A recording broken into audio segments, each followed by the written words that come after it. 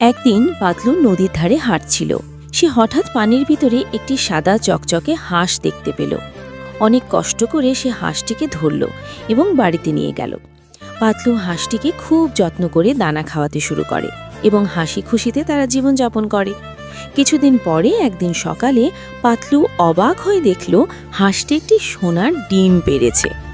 এরপর থেকে প্রতিদিন হাঁসটি একটি করে সোনার ডিম দিতে লাগলো এবং অনেক ডিম সংগ্রহ হলো এবং সে ধনী হতে শুরু করলো এবং অনেক ধন সম্পদের মালিক হলো। কিন্তু গ্রামের এক দুষ্ট লোক একদিনই খবর শুনে ফেলল।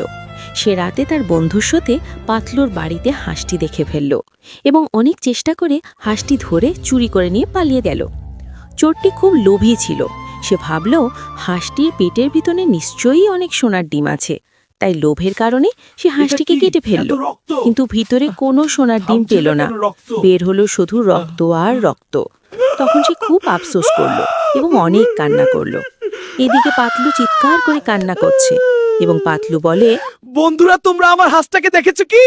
কে আমার হাঁস চুরি করছে তোমরা কমেন্টে লেখো।